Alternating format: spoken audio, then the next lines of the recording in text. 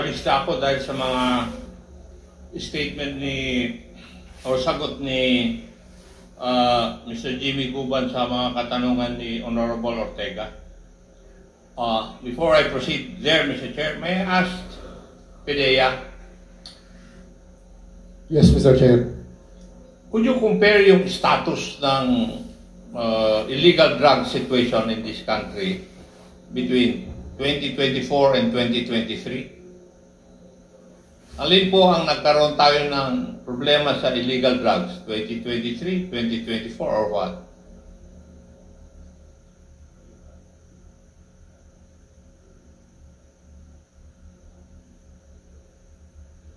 What will we compare sa 23 and 24? Yeah, for 2024, mas marami pa kaysa doon sa 2023 ang illegal drugs in this country. Ang huli ngayon, sir, is palit ng paliit, sir. So it's improving. Yes, sir. Palit na palit yung huli namin ngayon, sir. O baka naman humihina kayo sa panghuli. Di, sir, nag-operate na, sir, yung PNP joint with PDEA. Kaya overall, sir, for 2024, sir, county yung nahuhuli namin, sir. Ganon. Yes, sir. Sige. Mr. Guban, ako na-surprise ako dun sa mga sagot mo kay Honorable Ortega. May I know kung sino po ang nag-imbestiga sa kaso po ninyo? Your Honor, as far as my recollection is concerned, it was PDEA. PDEA? Yes, Your Honor. The same is true with Mr. Taguba. Sabay kayo? Magkahiwalay po kami, Your Honor. Nauna po PDEA yung... rin ang nag-imbestiga sa iyo. At nag-file ang kaso. May I know who was the director of PDEA then? During that time, Your Honor, nabasa ko ang director during that time is General Aquino, Your Honor. May I know, Mr. Chair, if Director General Aquino is present in this hearing today? Yes, Your Honor, he is present. He was invited and he is here today, Congressman Ako. Thank you, Mr. Chair. Totoo po ba yung sagot ni Mr. Guban na kayo po ang Director General ng PDEA when his case was investigated by your office? That's right, Mr. Chair. That's right. So, narinig niyo po naman yung mga sagot ni Mr. Guban dun sa mga katanungan ni Honorable Ortega na nagtataka siya kung bakit yung mga illegal drugs naman ay nandun sa loob ng customs area at sila nga ang nakahuli. Nagtataka siya bakit sila lang ang nakasuhan. Could you explain that to this committee? Actually, sir, more than 40 drug personalities ang napailan ng kaso with regards to this magnetic lifters discovery. Marami sa nahuli, may mga Chinese, may Vietnamese, may mga personalities sa mga customs and all other personalities that is involved in that particular case. We're talking of yung drug haul, illegal drug haul na involved si Mr. Jimmy Guban. Yes, sir. Doon lang tayo, hindi yung ibang mga insidente. Yun na yun, sir. Yung discovery ng magnetic lifters. May I know how many personnel of customs were charged because of this incident? How many personnel who were, ano yun, sir? Personnel of customs. Kasi, sabi ni Mr. Guban, yung illegal drugs, hindi naman nakalabas sa customs eh. Would that be correct, Mr. Guban? Yes, Your Honor. At kayo po ang nakadiscover doon. Kung tama yung pagkarinig ko, doon sa sagot nyo sa tanong ni Honorable Ortega. Yes, Your Honor. Di ba? Together with Colonel Asierto and Colonel Pardo. Colonel Pardo at saka Colonel Asierto, Your Honor. Colonel Asierto, right? Yes, Your Honor. So, may know kung ilan pong tao sa customs ang na-filean po ninyo ng kaso regarding this issue? Merong mga napailan ng kaso, sir, sa customs, particularly dun sa X-ray machines and all other departments. Hindi ko lang, sir, exactly yung alam kung ilan, sir, ang napailan na ng mga lahat ng personnel ng customs. Mr. Guban, what can you say about the answer of Director General Aaron Aquino? Your Honor, hindi pa ho na-x-ray yan kasi nahuli po yan sa loob mismo ng Yarda ng Manila International Container Port.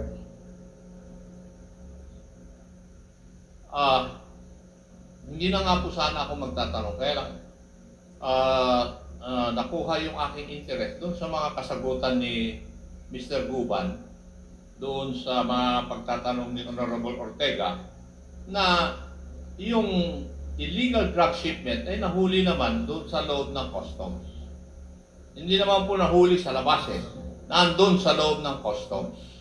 So, ako, even an ordinary person will say, bakit yung mga taga-customs, bakit nakapasok doon?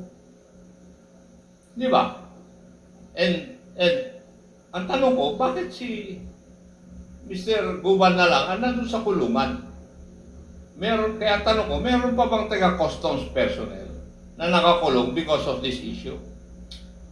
Yung nangyari sa MICP, sir, I think you're it's not only... answering my question, DG. My question is, meron pa bang personnel ng customs aside from Mr. Guban na nakakulong dahil sa issue na ito? Siya lang, sir, sa... Bakit po kaya? Are you trying to tell us na nakapasok yung illegal drugs sa loob ng customs na walang pagkukulang yung ibang tauhan ng customs? Is that what you're trying to tell us? Sir, hindi lang siya napaila ng kaso doon, sir.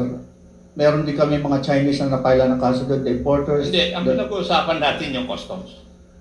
Huwag mong isidetrack yung issue na pinupursu ko. Ang tanong ko is, why is it na yung tao, kasi ang tanong ni Mr. Guban kanina sa katanungan ni Honorable Ortega, bakit ako lang nakakulong, ako pa nakahuli? Hindi naman nakalabas sa customs yung illegal drugs. So, paano nakapasok sa customs yung illegal drugs na walang pagkakamali o pagkukulang yung mga taga-customs? Could you explain that to me? Sir, I can explain kung paano nakapasok, sir, yung container van. Kayo ang nag-imbestiga Bakit? Ikaw na rin mismo nagsabi, siya lang ang customs personnel na napaila ng kaso. Why? The container van came from Malaysia and the container vans were abandoned. And that's the reason why nagkaroon ng coordination ng PDEA, Bureau of Customs, to check the legality of the container van. Kaya na-persa with all the requirements needed na binuksan, sir, yung container van to check what's inside. Mr. Guban, the Director General is not answering my question directly. Bago pumasok sa customs area, galing sa ibang bansa, meron po bang customs office o personnel na dadaanan? Yes, Your Honor. Dahil nandun yun sa container yard, dapat meron doon naka-assign na customs personnel, Your Honor, from that district. Port Collection District ng Manila International Container Port. From District Collector, meron pong, I do not remember the office right, na nagbabantay mismo, Your Honor, ng mga container na nandoon sa abandon at saka mga bagong dating ng mga containers, Your Honor. Hindi.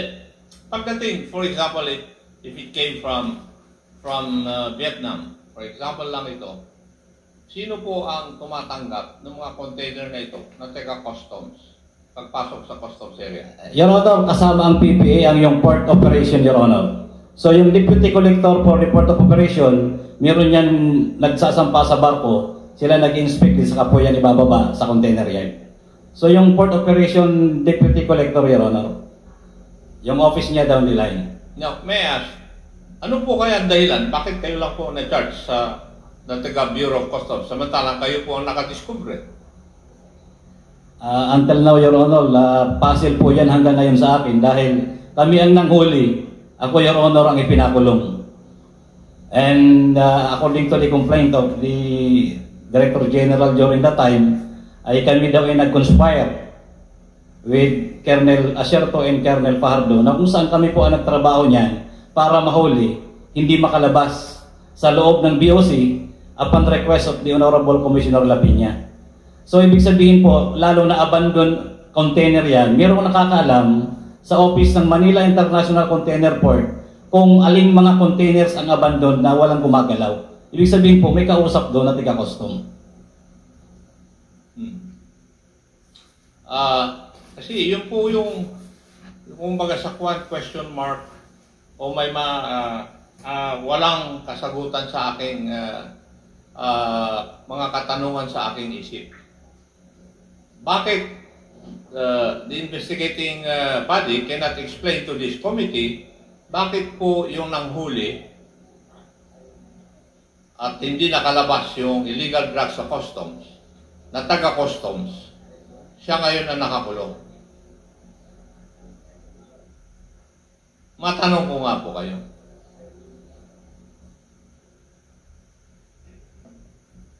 Meron din kasing na-discover kaming container van sir sa GMA Cavite na nakalik doon sa MICP container or the magnetic lifters. So dalawang magnetic lifters sa... Malayo po yung sagot nyo doon sa aking katanungan eh. Sir, kaya nga namin sila kinasuhin din because nakalink din sila doon sa kaso na na-discover namin sa GMA na 4 naman na magnetic lifters na discover namin. So these are the same magnetic lifters that was discovered in MICP. And perhaps sir, I can also ask the legal service of PDEA to determine the real reason, sir. I am sorry, sir. PDEA, what would be your answer to the request of former DG Aaron Aquino?